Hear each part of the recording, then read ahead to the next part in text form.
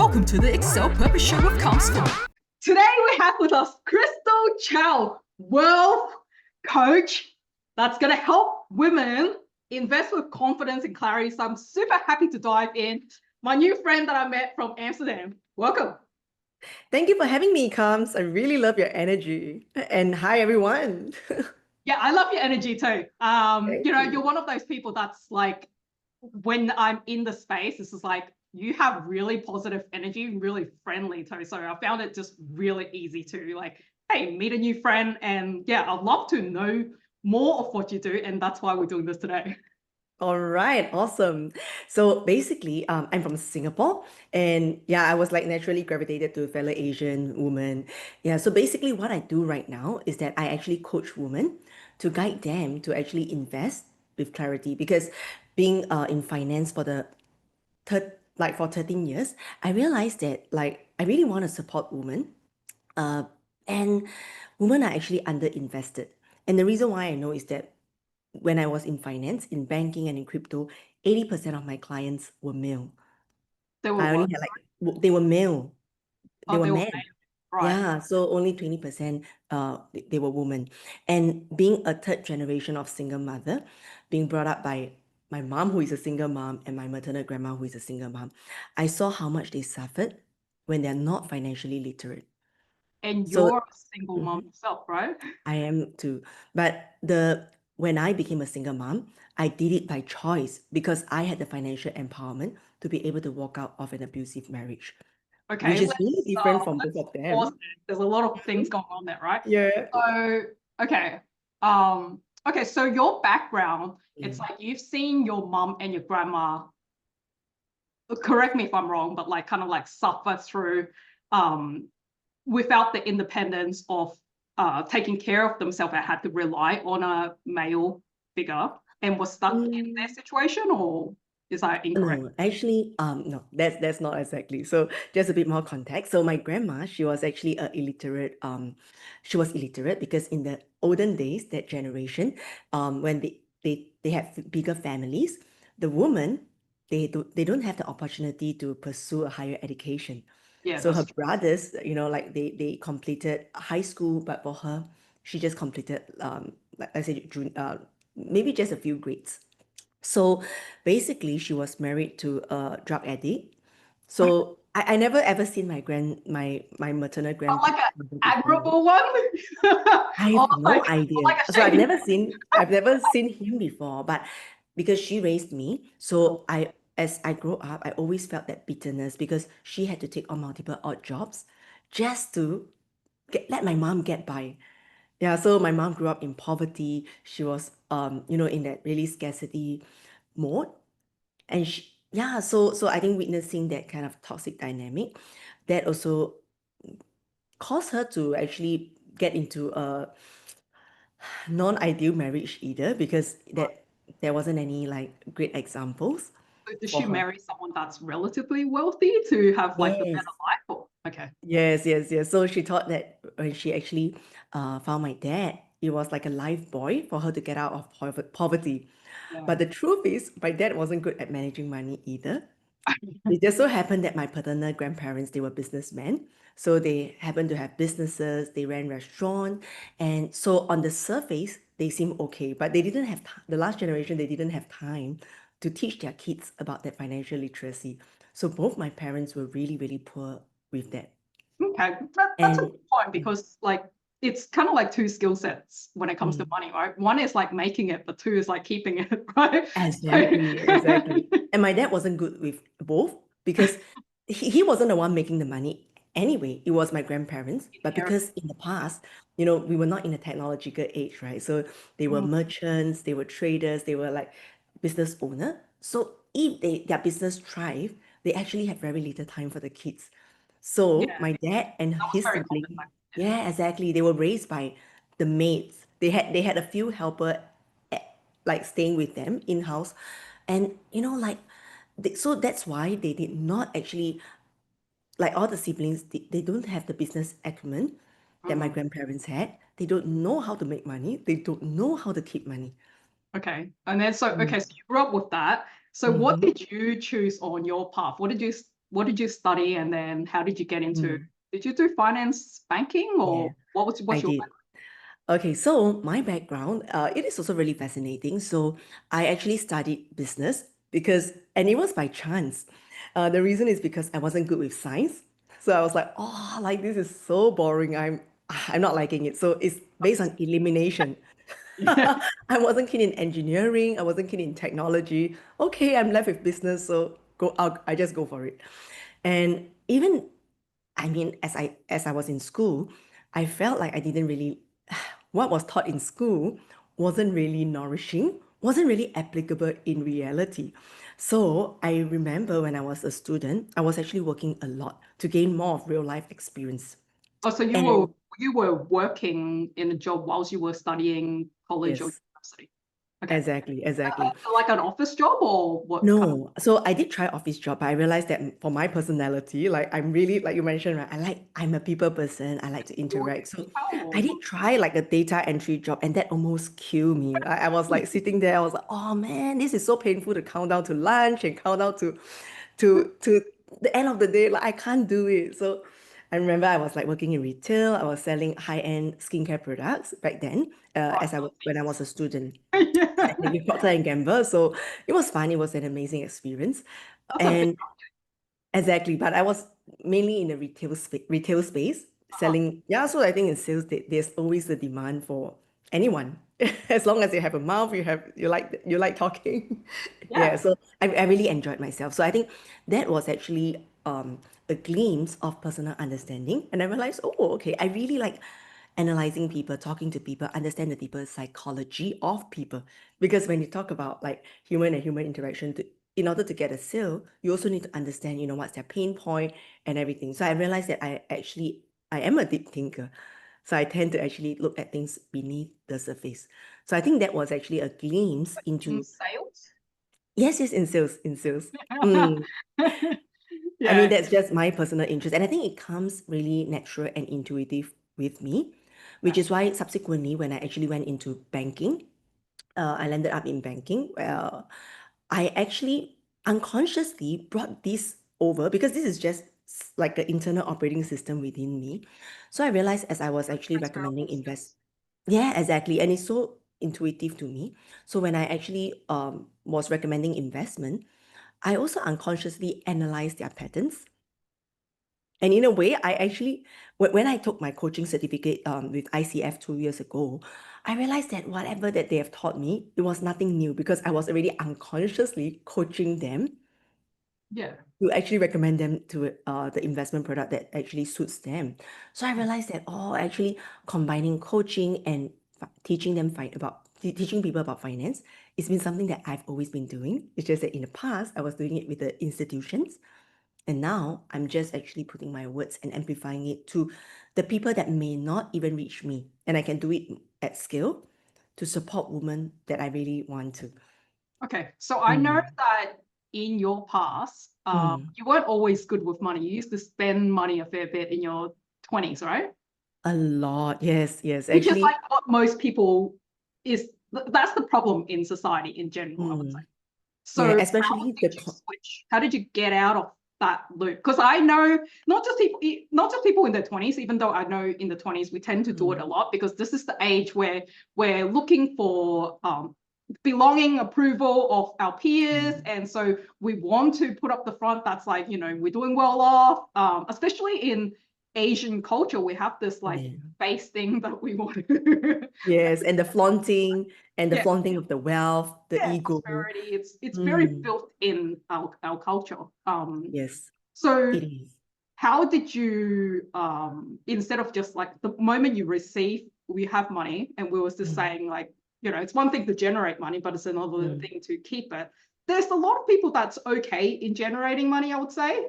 yeah, But keeping it is a different thing. So the more money they make, the more they spend. Like it's just like instead of exactly, buying like exactly. a really cheap clothes, now it's like, oh, I can buy the brand name tag clothes, and I can buy the fancy car and whatnot. So how did Mm. you get out of this loop to be investing, like, with the financial savvy mindset? Exactly. And okay, so actually to your point, I think that's a really good point. It really has nothing to do with age. Be it your 20s, even my parent, like my mom, she's in her 50s, my dad's in his 60s. I think especially when we are in this era of consumerism, we are always blasted with information to buy this, to experience this and this and that. So, Yeah. and sometimes to fight, Now we happen to see a lot of that too, because people are going on yes, social media, and social even media when you is go to just the social highlight. media, they're trying to sell you something. Right. Yeah, like for example, like TikTok. I hardly go on TikTok, but you know, the moment you go in, there is like a page. I'm so surprised that there's like pages that you know you do like TikTok, Facebook Live, like they're just selling you things. Yeah. Yeah, Yeah. so like the spending just gets easier and easier because they are Yes. removing the barrier to make you spend. Right. Yeah. Our cards are Exactly. connected on the phone now. It's just like a click Yes. of a button, and it's like Yes, you you don't even don't have to feel the get, pain of you don't even have to go out to spend your money. You can just sit where you are. Even right. like the moment you wake up on your bed, you can start, you know, the money just goes. Yeah. So give us some tips on how to Yes. break this loop, and also how you got out of it. Yes, that's a really great point. So how I got out of them, it wasn't until I started serving the high net worth clients. That was when I started seeing that they were doing things that are so different from the regular retail clients, that the moms and pops. So I realized that they still spend money. Like even for me, it's not about like saving every cent and be so frugal, like our grandparents' era where they've been through poverty. Yeah, my grandma putting in money in the tin, you know, like biscuit tin and stuff like that. But the point is actually still spending, but spending what you have earned from your investment. So it's actually about the money flow. So when you receive your money, instead of going out into consuming, into consumption, like 100% in, 100% out into consumption, it's taking out a portion. Like if you have never invested before, start with 5%. But most of the time, like for people that I support, you know, their portfolio they have acquired some, but they're mostly sitting in cash, is to really allocate this amount or a bigger amount to place it into investments, into different financial instruments, investment tools, into assets that actually grows. Because the truth is, most of the time, what I observe in the past, I also confused assets and liabilities. I thought my Chanel handbag was an asset. Okay, I thought my, you know, like the different, I mean, well, Yeah, it yes, could it could, appreciate in price, but mostly it doesn't. could Chanel be, but doesn't. mostly it doesn't. Louis Because Vuitton maybe it keeps. it depends also. So basically, if you want to actually use that as investment, you have to study that too. Because even like when you talk about high-end luxury bag, there's only a small portion that is able to allow you to make money. Yes. The most of Okay, them are so let's depreciating. break this down, because I think that even though I understand you, because my background is in business and accounting, so I get the whole asset liability and all that. I think most people don't. So let's break that down to a way people do understand. So why don't you give them, your definition of what it means? Why are we saying it's not an asset? Because someone's going to go, oh yeah, I own that car, or I own that handbag. They feel like that's an asset. Tell them why it's not. Yes, I love it. And then that's what I do best. I simplify complex concept into something really simple. So how do you actually differentiate what's an asset and what's a liability? Simply means for an asset, when you sell it, it will actually be more. The value holds and appreciates. Meaning, if you actually purchase this bag at $10,000, when you sell it, it can still hold its value at $10,000, or it can start to make you money to $12,000. So when it actually holds its value, it's considered store of value. So even for assets, there's two categories. And the other one is because of the demand and supply, meaning, for example, when more people want this, it becomes scarce, and the supply is fixed or shrinking. Then that's where there is a force to push the price higher for the price to grow. But technically, that is also the reason why most of the handbags are not going to be making money, because the producer will just keep producing. And if there's so many in the market, the price will just go down and down and down, especially when the demand is coming down. Yeah, so the takeaway here is if we're buying something, and people should just imagine in the future, it's like, okay, if 1 year later, 2 years later, if I kept this relatively reasonable state, Who would is I going to buy still it? be able to sell this at a same Yes, price or at a higher price? And if you correct. know in your head already that the chances is likely, it's like, I'm probably going to lose 50% of this. It's like, well, that's not Then an that's investment. that's a Not an asset. liability. Yes. Exactly. So Right. before you consider any investment, anything, be it your bags, your stocks, your crypto, your even your real estate, always think about, okay, if I'm gonna sell it in the future, who is gonna buy it? And how much are they gonna pay for it? Why is that so these are just simple philosophy to think about. So when you actually ask yourself this question and you find that maybe there's actually not going to be that big of a demand, or yeah, then I maybe love that's that you mentioned this because this is showing, okay, guys, if the answer is I don't know, go do some yeah, research. It's like go yes, look find on out. eBay if there's a lot of bids on it, or go Yes, on some kind of discussion forum. And is there already an established community? Let's just yes, run with the Chanel handbag, right? Is there an yes, established Chanel handbag community you can find on the internet where people are like, oh, I really want that bag, I will pay anything for it. And if you see a yes, trail of comment, now this is actually giving you confidence to go, oh, okay, I know if I put this out, the chances is someone's going to snap it like they want it right yes, away, right? That's yes, what yes, okay. yes, that's Amazing. right. And if I and if it's like crickets, like nobody is having that conversation, then maybe you can think about it. Maybe even investing in right. an Hermes handbag will be better because of how like slow and customized, like like the whole process. So it's really considering how they are producing the supply and the demand. And when you work that out and there's a demand, but the supply is not that much to meet up to the demand, then that's where you know that you will actually get that means there's a potential for you to make money. Yeah, it's like Rolex Mm. watches, right? It's like they Yes, yes, yes. like I know a friend that's like, yo, he's like a doctor, he was getting married Mm. and he wanted Mm. like this Rolex watch, right? And he's Mm. like, if you can get me this thing, I will pay like any money for it, right? But it's like you Exactly. have to get your hands on it. So if someone Yes, actually have them, it's like there's like a ready mm. buyer. I Exactly. love that the examples you're bringing up. I don't want Mm. people to miss the point that you brought earlier too. So I'm gonna go just reverse a little bit. When you mentioned that it's about investing in what you already earned. I think it was something to that effect, right? So you mentioned, okay, if you're just starting, maybe start with 5% and see what Mm. happens. But it's about the money that you earn. Use this investment and roll it forward, right? So then you're Yes. technically never at a loss because once you've invested something and it made you money, you're continuously Mm. just growing this pool Yes. of money, Yes. right? And in investment terms, this is actually called compounding effect. And it's actually a really powerful, I would say people even classify it as the eighth wonder of the world. Because for compounding, for example, if you actually compound $1 every day, I even have a statistics, like for example, if you actually for example, compound $1 a day. Okay, so maybe by a week, you're only gonna see $7. But Mhm. let's just say if this money, okay, if this $1 doubles every day, okay, for the next 21 days, actually, for the first few days, you will actually see that it's very little because the $1 today, the next day, $1 multiplied by like it grows by 50, it doubles, it becomes only $2. The third day, it becomes $4. So the initial growth is actually going to be pretty slow and negligible. But by 21 days, do you want to guess how much, based on this doubling effect, how much will this dollar I don't expand? know, actually. I can't do that ballpark number in my head.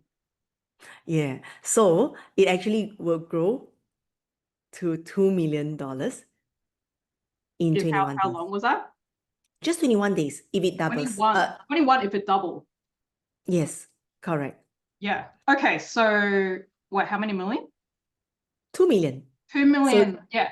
Okay. exactly. That's a pretty radical number, right? Like in someone's head. Yes. And so now there's going to go, it's probably in our head would be Mm. screaming a bit like, okay, WTF, like what? Yes. Right?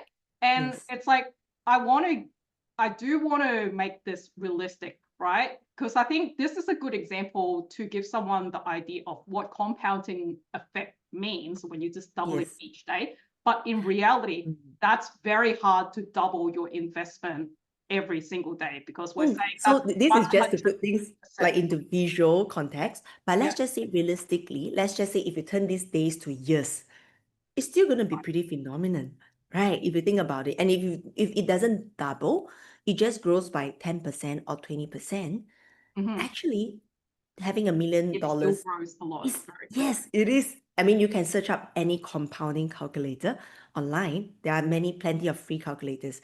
Punch in an amount, maybe $500, 1,000, or if you have more, 10,000 each month. When you invest Do you have this, one in front of you right now when yes, you're doing that count? yeah, I can just search it up Okay, right now. let's just say if we throw in, I'm going to go to a normal scenario because I think that's more helpful for people, right? Yes, okay, I Um, can just share my screen. let's say if you want to share screen, Yeah. we can. Hang on, I have to give you share. I have to give you share access. One moment. Okay, you can share screen, but in case All someone's right. just listening to this, let's do the Okay. scenario. Okay, Mhm. let's say I am brand new, starting out, and I want to put my investment in. I want to make it.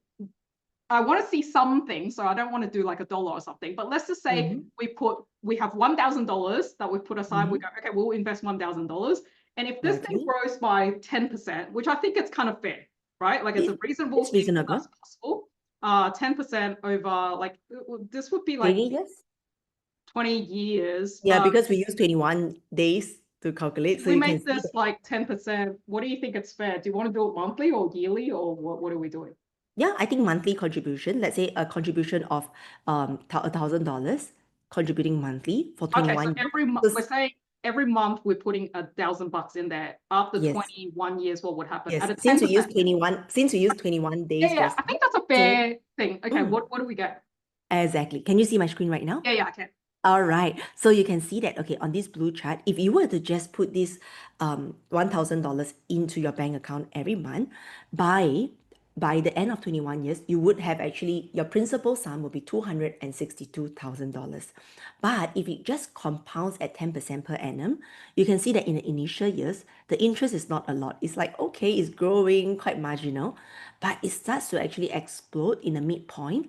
And by the time 21 years later, you would have actually gained $580,000 as Yeah. your interest, and your whole portfolio would have grown to 842,000. 42, that's pretty wild because That is I'm pretty, sure if we extend that to like say 30 years, it's definitely over a million. So even if 25 yes, years is probably going to get over there already.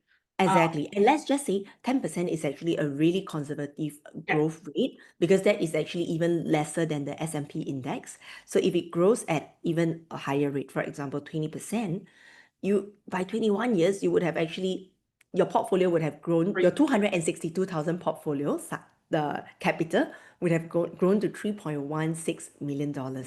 And let's Yeah, and just that's by say, doing nothing. That's like the lazy way. It's like I do exactly. want people to see this because I don't think Mm, in their head they can normally mhm. just Comprehend. conceive, yeah, how it adds up to that. So Exactly. that's And pretty let's wild. just say if you are actually increasing your investment amount, which is back to your question, right? How did I actually really pivot? Because when I started to see the power of investment, of letting my money grow, I wasn't really interested in spending it on trash anymore, on things Mhm. that is going to depreciate, and I have a hard time selling. When I sell it at a discount. If I were to actually place them into investment even more aggressively, I could have made so much more if I were to set aside 10,000 each month. This would have grown, your capital of 2.5 million would have grown to by 24 Yeah. million, and that will actually compound to $27 million over 21 years at Yeah. 20% per So annum. for someone that's like growing aggressively, they have the money, they earn a fair bit. But Mm, even in that first scenario where we're saying $1,000 a month, I think most people would have that, very right? reasonable. It's like Exactly, you exactly. just not buying that phone, or you're not buying Mm, a few exactly. $1,000 handbag, or you're not buying that Mm, pair of shoes. It's like we're just mm. talking every month you And made that. it's not buying forever. It's just reallocating the funds so that you invest it first. It's Yeah. the order. It's actually how you're going to place the order, right? So instead of going straight into consuming it, okay, Mhm. actually taking a portion. It's also not good. You're not going to take everything. You're just going to take a portion, a comfortable portion that you're not going to utilize in the next few years.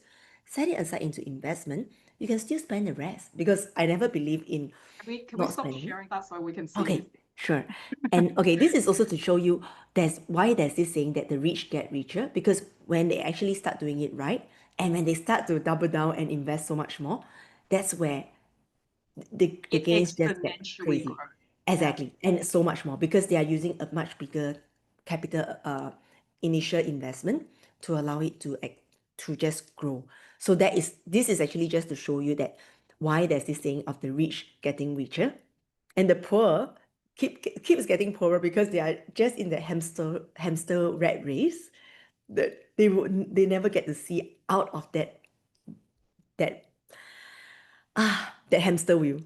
Yeah, that loop that Mm. they're in because they're so busy just doing their day job and trying to survive. Chasing their own tail, correct? Because Yeah. once it's finished, I better continue working, and then they never take time to actually step out to learn to see the bigger picture. Because if you think about it, even the Chanel example is just a simple example that any asset class you can make money, but you just Let's have talk to. about the asset classes. So, what options do people have if they want to kickstart? Let's talk Mm. about. Let's go through Of those. course, of course, let's just say the easiest one would be, for example, for stocks, crypto, precious metal. These are actually easier asset class because the information are a lot more accessible, and also there are a lot more people trading it. That means there is actually market activity, Yes. people Yeah. buying and selling. So there's a lot more transparency and activities. Okay. To make that for people to understand. Understand? So, Crystal's saying, yeah, like the activity meaning there's already an established market that people are buying and selling Yes, all the time. So it's not like you have this handbag, you might have to take a whole year to find that one buyer or something. exactly, Whereas exactly. we're Because saying an established market, people are you can continuously trading, you so can you can, easily it's a enter and tool. you can easily exit. Right. Because like you mentioned, the handbag, you may have to wait for a long time. That is also the same for properties, for real estate. Because it's the information is transparent, but it's not that liquid. In financial terms, it's called liquid, meaning when you want to buy and sell immediately, first of Mhm. all, you will need to find a matching buyer and Right. to sell it to. And same Yeah. thing, if you want to buy right now and I have cash, you also need to find the property that you like, that fits your budget and everything. So it's a bit illiquid. And what most people are doing wrong, especially for women, is Mhm. that because they're not familiar with other assets, the first investment that they start is always in real estate, their home. And Yeah, they because think it's the that that is most their familiar investment. to us, like, and it feels safe versus like Exactly. But the we're truth is that is also the wrong order because then all the money is being stuck in this asset that doesn't really grow. Because for property itself, for real estate, first of all, the price does not the price only appreciate because it actually matches the inflation. So technically, the four walls are still four walls. So 10 years ago, it's the same four walls. 10 years later, it'll still be the same four walls. So what happens is that the value on its own, it did not appreciate in value, not because it suddenly grew an extension and it became better. The only reason why the prices increase is because to actually match up to the inflation. That's one reason. The it's second not reason, just inflation though, there's no, capital growth. this uh, yeah, the reason why there's capital growth is because mainly because of inflation. The second reason is because of demand and supply. That's about it. Yes, demand and supply. Because if we Mm, go inflation, let's say that's like 2.5%, right? mm, People's wage right now, like I'm not sure you're in Singapore, right? mm, So it's like in Sydney, the property price have gone up so much that if people's normal labor wage is matching inflation, it's mm. like the dream of buying a home, they can't grasp that anymore. It's not like 10 years ago, whereas they Yes. could have afforded. So that's why it's not just inflation, Mm. right? Because So their that's why labor in wage is not in matching. cities, it's actually the prices move even more because of demand and supply. So it's both the inflation plus the demand and supply. Pretty much like if you think about it in simple concept, like McDonald's.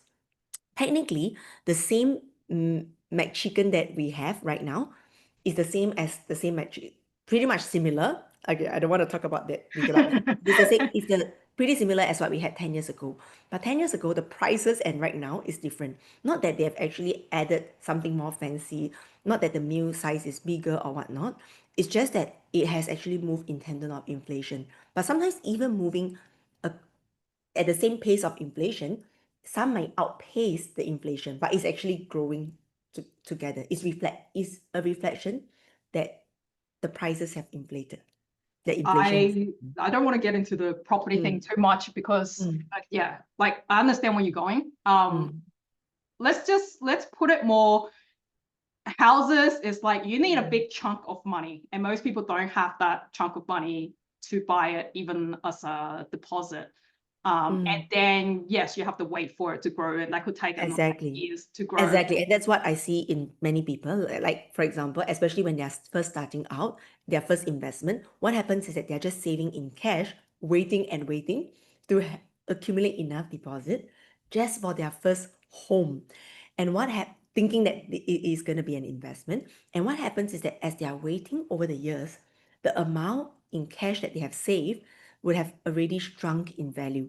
And what they can actually, that means like, it's like chasing a moving goalpost, like chasing a carrot that is always moving. And it's like, I thought I've saved enough, but it's not enough again.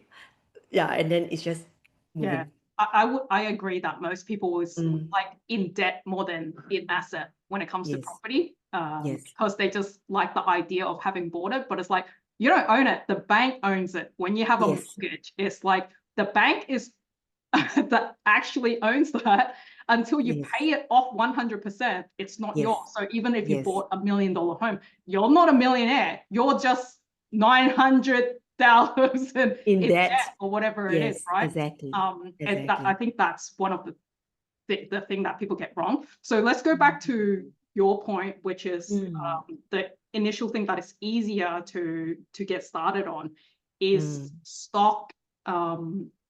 We're talking like gold or Crypto, yeah, some precious metal. metal, Yeah. correct. So it's really, I think the most important essence is actually just to be curious, just to develop maybe a healthier relationship, to be curious instead of shutting off to say that no, I'm only gonna be focused on one asset.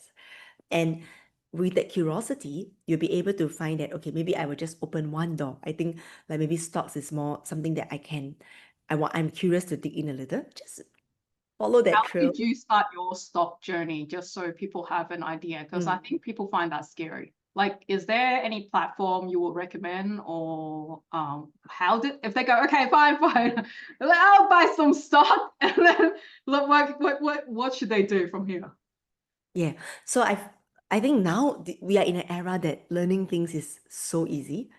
You can just search up. I mean, like for example, I think my journey is a little unique. So because I was working in a bank, and for me, of course, when I first started with recommending investment to the regular retail clients, I was actually recommending things that were a lot more basic, like for example, endowment plans, unit trust.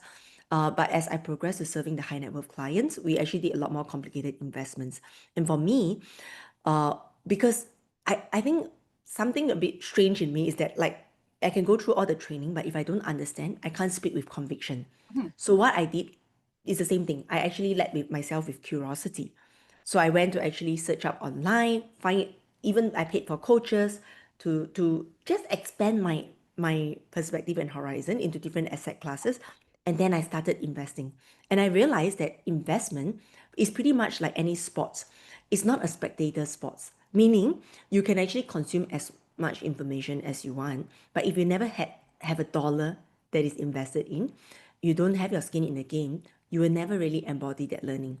So even like some people say that, oh, you open a demo account to trade in stocks or whatsoever. I tried that before, but how we show up as in a demo account is never going to be the same as how we show up using our own cash. I agree with you. I saw the demo account thing, opened it multiple times, never Yeah. used it. The only time I actually learned is the moment I put money. Yes. in But you don't have to put everything. You can start off with yeah, just an start from amount, size. like correct, a testing amount to learn. So to me, I always believe that money is an energetic exchange. Is when you actually put in a little bit of money to have some skin in the game, you can learn. Of course, you can learn it on your own, which was what I did previously. And back then, yeah, I started on my own. Then I realized the journey is too slow. I paid for coaches to learn. Yeah, and that's the same. Like and once I actually gained that confidence, that was when I started investing more and more. I think most people is like relatively scared and or lazy to do the research on their own. So if there's someone that's already there that can give them the guidance, like that's always the easiest path, right? Like just to learn from someone. So if they resonating with you, where are you going on? Like what do you have what's your vision now? Where do you want to take women? What's that looking like for you? And what can they get if they're interested to jump on your journey? Do you help them make investment decisions, or do you have some sort of tool, or what do you have? Yeah, okay. So basically, right now, I mean, they can find me on my Instagram. It's Shining with Crystal. That's my personal Instagram, which I share some investment philosophies, thought process. And what I'm building right now is actually a wealthy woman impact community. Because I feel like ultimately, when we talk about money, it's just one part of wealth. And when we talk about wealth, it's really about a lot about. So of course, money is the easiest out of everything to tackle, to learn. But wealth comes in a lot of deeper layers. For example, even connections, like our connection, collaboration, and everything. That's where money can really amplify. Because what I'm teaching in terms of my coaching, either on a group basis or one-on-one, is actually through growing that wealth. Yeah, through multiplying that wealth. But the creation And of a the lot wealth, of it comes from network, right? Like the people that you know in your circle.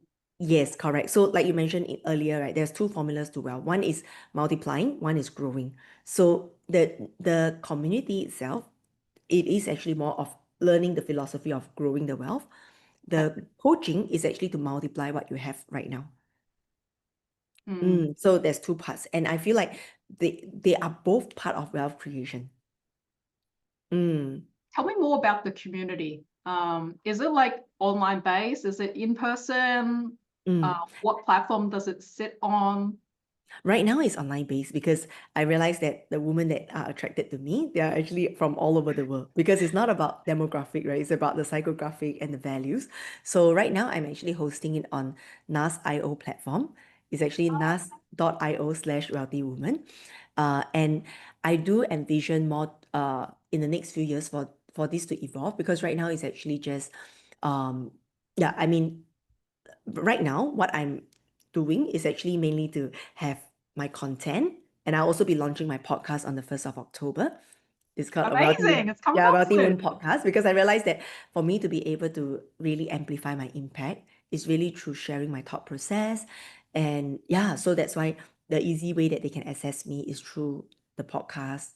And then if they resonate with what I share and they want to go deeper, then that's where they can come into my group coaching where I don't really tell them what to invest, but I actually guide them, I teach them, I help them to understand so that they can be empowered on their own. What does that look like? Do you jump online like every week or every month? For the group coaching that Yeah, the group coaching. Okay, so for the group coaching, usually I bring women through a journey, a 6-month journey, okay, where I will drop lessons every week, and every bi-weekly we will come together for a group call. And each lessons, there will be actually action for them to take and also deeper reflection. So it's both the inner and outer work. Because for me, I really believe in a duality of wealth, meaning coming from a very masculine finance background, when people think about money, they always think about the left brain, the strategies, the tools, the timing. That is actually, well, that is true, but that is only part of the equation. And I think for women, we have another superpower, which is the feminine energy. For example, believing that money can be simple and fun, leaning a little bit into our intuition. Okay, but we need to have that solid foundation, the structure, to be able to allow it to flow. Because I realized that also, serving clients from a different spectrum of net worth and coaching women, I realized that at different net worth, what we have to do is very different.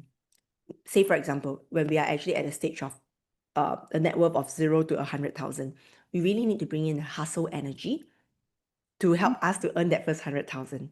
But if Yes, they are I already agree with having you. Yeah. That when should the net really change your mindset when you make your first 100,000. Exactly.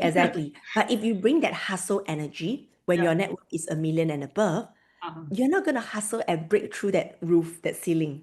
You have to actually tune in a little bit into the femininity to I love start to that. attract, to start to, so it's a very different mindset. So some people well, their net worth is high, but they are still operating from that hustle operating system, and that's a mismatch. So these are actually things that we do, and to align both the external, which is the left brain, the physical manifestation, and the inner state, which is the feminine side of the wealth. So that's the duality that I actually help people to reconnect back with.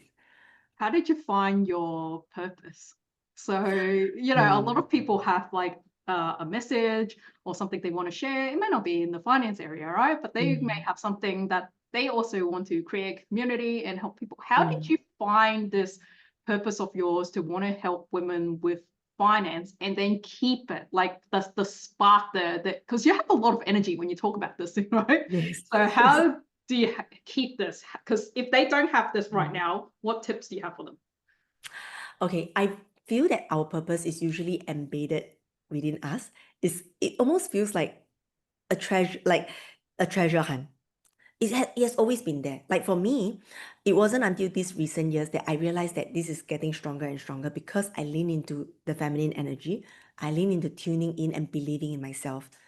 And I realized that all these, like my strength, my purpose, and everything, it has always been there. It's just that previously I was looking at other people's blueprint, other people's map, other people's path, and doubting myself to feel like, oh, maybe I'm too hyper, I'm too loud, I'm too, like outspoken. But I realized that when I learned to trust myself, these are actually my greatest strength. And I don't have to compare my journey with others. How did you get this mindset shift? I think it wasn't until I really had enough with life.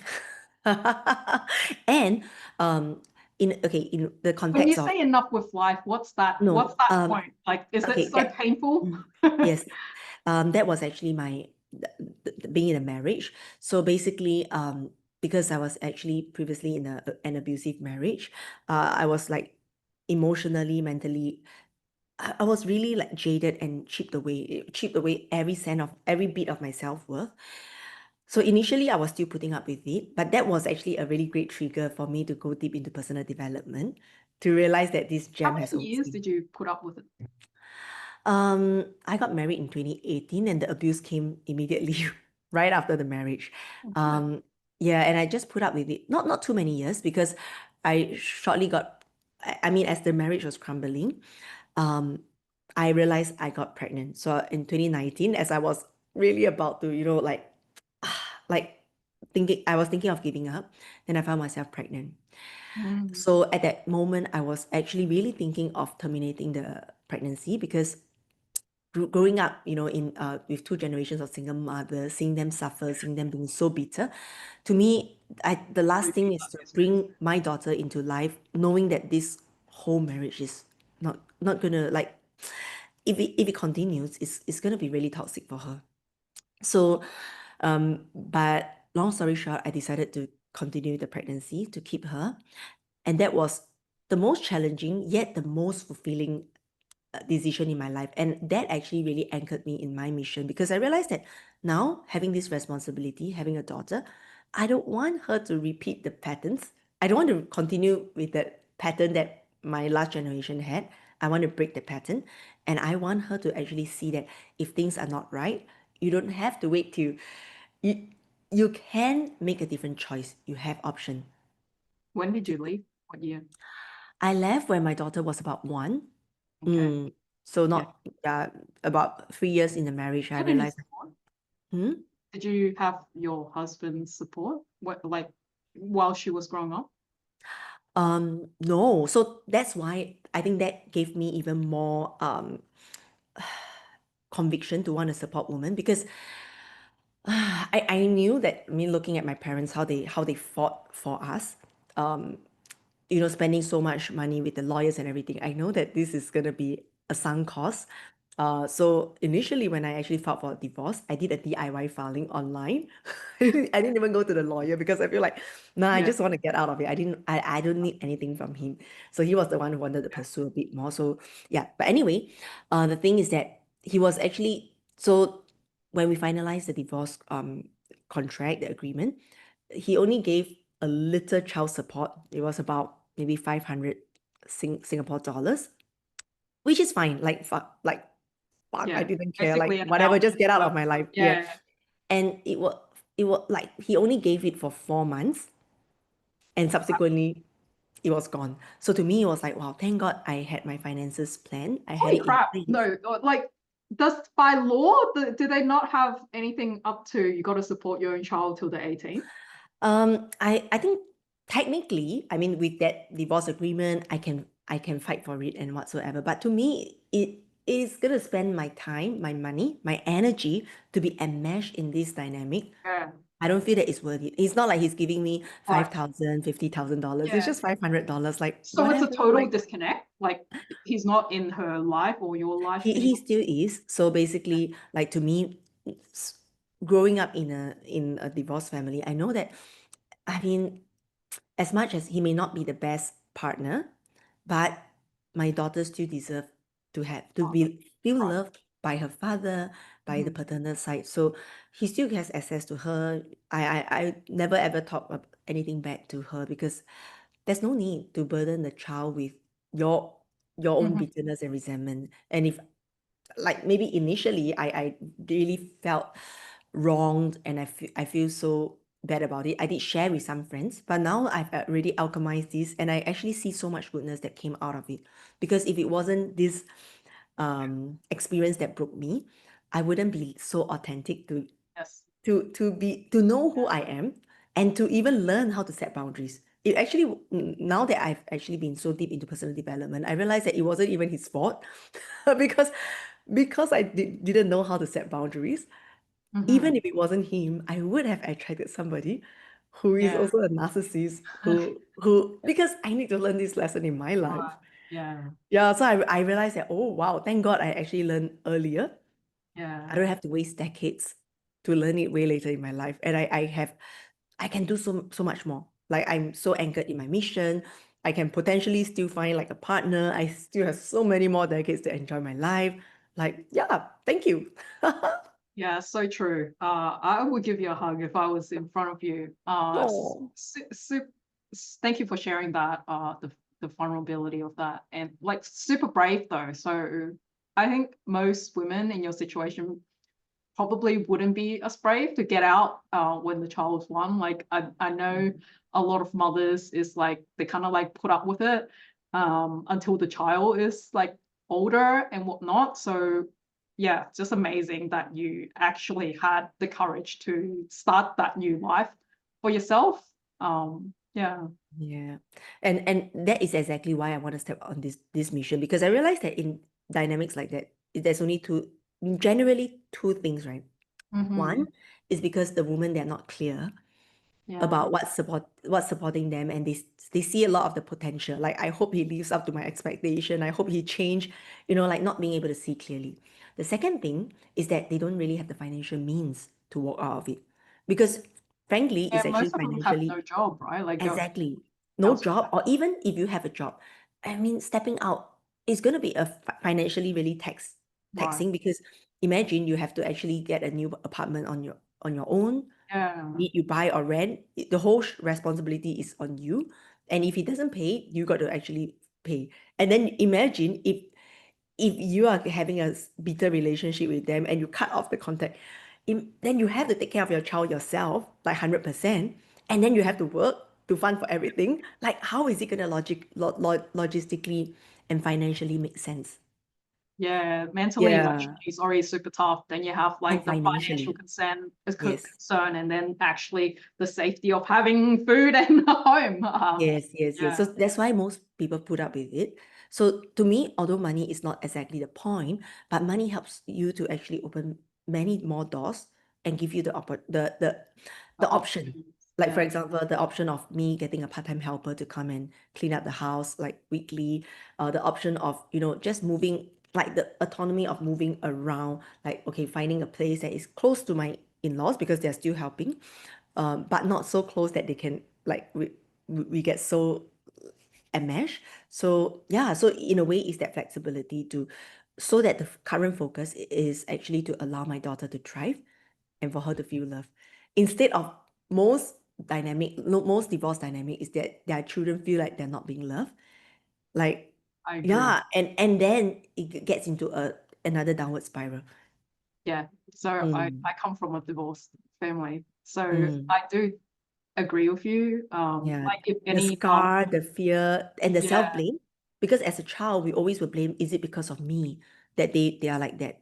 But of course, as we grow up, we know that it is not. They are struggling with their own shit, their own, baggages that they carried down, whatnot. But the scar is already there, and it's yeah. deep.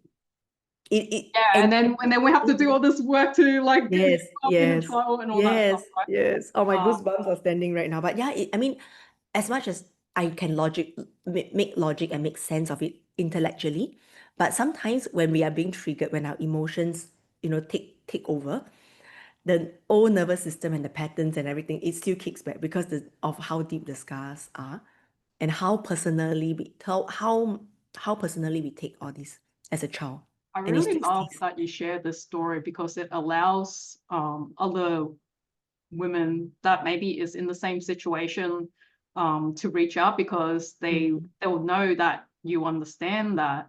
mm, So it gives them, yeah, just that like a door that maybe they haven't considered of mm. someone that's done that. So Yeah. that's really awesome because like I could say that as a kid from like a divorced family, it's yeah, it isn't two parents that are not in a positive, loving relationship Mm, staying together does not help the kid at all. It's like the kid no. just wants to feel love, whether you Yeah. guys are together or separated. Yes. You know, as long as we feel the love, that's all we Yes. actually care about. Yes. So by Mm. staying together or trying to put up the the Show thing doesn't actually we help sense anything. no, But because we sense the energy, especially as right, kids. We are even more tapped pick in, it we're up. more into it. Yeah. Yes, we pick up everything. That's why I love the story you share. It's like what you did is actually you're giving the blueprint to the kid of like, hey, it's not that this probably isn't the scenario you want in life, but hey, if you did happen to have something like at least you know that you could always take care of yourself. You have options. You know how to set yourself up financially so that you're not Mm, stuck in a mm, situation you don't want to be in, and mm, that's great to mm. know that you don't have to be like feeling trapped or suffering, Yeah. right? And the truth is we are never ever trapped. Yeah. And by actually expanding what we see, we can see that there are actually a lot more options. Yes, and by being Mm, someone with you and other women in a supportive community. And I love that it's actually women focused because yeah. then everyone will feel a lot more safe and can Safe. share their Yes. story, right? Yeah, and Wow. even like what you pointed out is so accurate. Like even for women in investment, it's actually a really so much about safety, the understanding the safety Yes. versus men. I feel like the whole finance game, like trading and everything, is a game designed by men, for the dopamine hit, for the hunter, that instinct. Um, But women, we what we want is very different because like I serve men, I even coached men before in my early months of my coaching, but I realized that our psychology is very different. So when I started to have really women's only space, the women started opening up. They feel mm. safe. They feel and we do have, I mean, although they are from different parts of the world, but we have that common struggles, that common feeling that yeah, so it's so beautiful in terms of that dynamic That when it's is just very men and beautiful, women. and time flies. So, yeah, well, amazing. Thank you for coming Mm, in, Crystal. If anyone wants to reach out to Crystal, is the best way to DM you on your Instagram? yes, yes. And I will be having a lot more resources that I'll put out periodically to help you on your journey. So follow me on Instagram and yeah, I will keep sharing because coming back from our trip, I had so many ideas and I just need time to put it to make it tangible. Yeah, amazing. Keep your eyes out, guys. All right, thank Yes, you. thank you. Excel in life, live your purpose, be free.